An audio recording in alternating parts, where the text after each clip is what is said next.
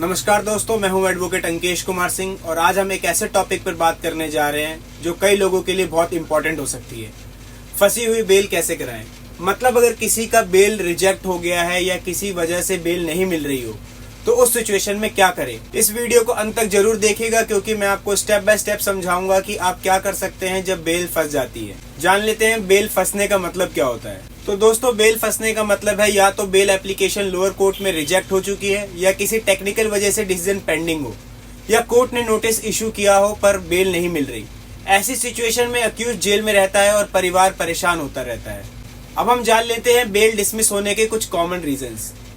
BNS की गंभीर धाराएं लगी हों, सेक्शन 103A के एक सेक्शन 109 एक्सेट्रा, मर्डर, रेप, डकैती, ऐसे कुछ धाराएं लगी हो। पुलिस ने अपोजिशन डाला हो, कंप्लेनेंट ने स्ट्रांग ऑब्जेक्शंस उठाए हो, कोर्ट को लगता हो कि अक्यूज्ड को बेल देने से इन्वेस्टिगेशन अफेक्ट हो सकती है। ये कुछ रीजंस है जिसकी वजह से आपकी बेल डिसमिस हो सकती है। अब हम जान लेते हैं कि बेल फंस जाने पर हमारे पास क्या क्या ऑप्शंस अवेलेबल हैं। सबसे पहला ऑप्शन है सेशन कोर्ट में दोबारा अप्लाई करना। अगर आपकी बेल मजिस्ट्रेट कोर्ट में रिजेक्ट हो गई है तो आप सेशन कोर्ट में दोबारा बेल फाइल कर सकते हैं। अगर सेशन कोर्ट भी बेल रिजेक्ट कर दे तो अगला स्टेप होता है हाई कोर्ट। यहाँ आप बीएनएसएस की 483 सेक्शन के तहत बेल मांग सकते हैं।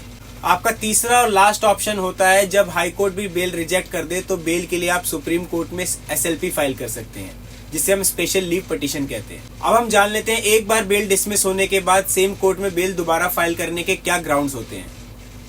बेल रिजेक्ट होने के बाद उसी कोर्ट में दोबारा बेल फाइल करने के लिए चेंज इन सर्कमस्टांसेस दिखाना जरूरी होता है। तो ये कुछ ग्राउंड्स हैं जो आपके काम आ सकते हैं। सबसे पहला है या तो चार्जशीट फाइल हो चुकी हो या फिर अक्यूज जेल में काफी टाइम से बंद हो, गवाहों की स्टेटमेंट रिकॉर्ड हो चुकी हो, को अक्यूज को बेल मिल चुकी हो या फिर कोई मेडिकल कंडीशन अराइज हो गई हो अक्यूज के साथ, कंप्लेनेंट से कॉम्प्रोमाइज हो गया हो कुछ नॉन हीनियस ऑफेंसेस में, तो भी आप बेल के लिए दोबारा अप्लाई कर सकते हैं। एक अच्छा एडवोकेट हमेशा नए ग्राउंड्स डेवलप करके कोर्ट को कन्विंस करता है। अब हम जान लेते हैं कुछ tips for drafting and presentation of bail application. Bail का रिजल्ट सिर्फ कानूनी पॉइंट्स पर नहीं बल्कि ड्राफ्टिंग और कोर्ट में प्रेजेंटेशन पर भी डिपेंड करता है। इसके लिए मैं आपको कुछ टिप्स बता देता हूँ। बेल एप्लीकेशन सिंपल और फैक्चुअल होनी चाहिए।